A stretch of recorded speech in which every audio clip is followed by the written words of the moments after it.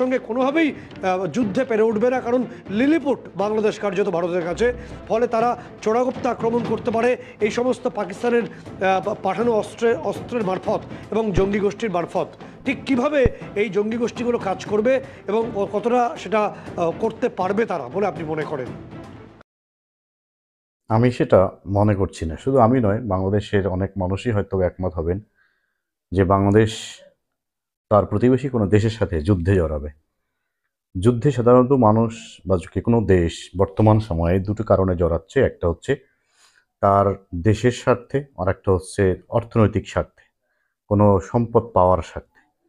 এখানে বাংলাদেশের ভারতের সাথে যুদ্ধ করার সে ধরনের কোনো বর্তমানে পরিবেশ বা পরিস্থিতি কোনোটাই তৈরি হয়নি। ভারতের পক্ষ থেকে বাংলাদেশকে আক্রমণ করা হতে পারে, বাংলাদেশের ভূখণ্ড তারা দখল করতে পারে, এই ধরনের কোনো হুমকি এখন পর্যন্ত ভারতের পক্ষ থেকে আসেনি যে বাংলাদেশ যুদ্ধের প্রস্তুতি নেবে।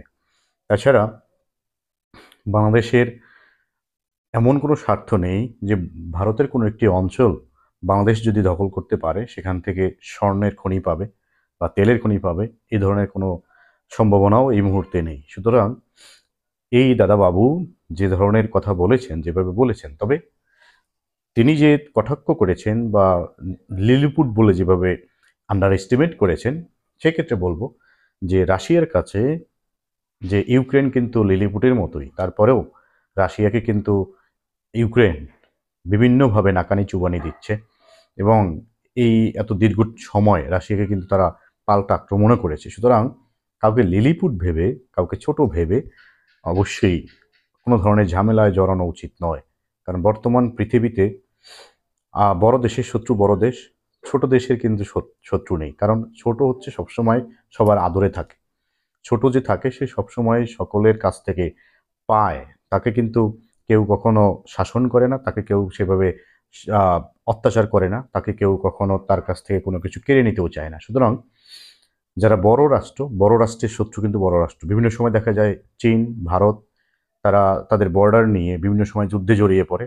পাকিস্তান, ভারত যুদ্ধে জড়িয়ে পড়ে, কিন্তু স্বাধীনতার পরে এখন পর্যন্ত বাংলাদেশ ভারত যুদ্ধে জড়িয়েছে এরকম কিন্তু সম্ভাবনা তৈরি হয়নি। অথবা বাংলাদেশ পাকিস্তানের সাথে আবার যুদ্ধ করেছে, অথবা বাংলাদেশ মায়ানমারের সাথে যুদ্ধ করেছে, অথবা বাংলাদেশ চীনের সাথে যুদ্ধ করেছে, এরকম কোনো পরিস্থিতি তৈরি হয়নি। যেটা হয়েছে, বড় দেশগুলোই কিন্তু যুদ্ধ করছে একটি আরেকটির সাথে। সো আমরা লিলিপুট হলেও আমরা কিন্তু এখন পর্যন্ত কারো আক্রমণেরও শিকার হয়নি, অথবা কাউকে আমরা আক্রমণ করতেও যাইনি। সুতরাং we are living in peace and happiness. So আপনারা অবশ্যই আন্ডার এস্টিমেট না করে নিজেদের চরকায় তেল দিন। Oil in own machine, don't think for others. So এটাই আপনাদের ভাবা উচিত।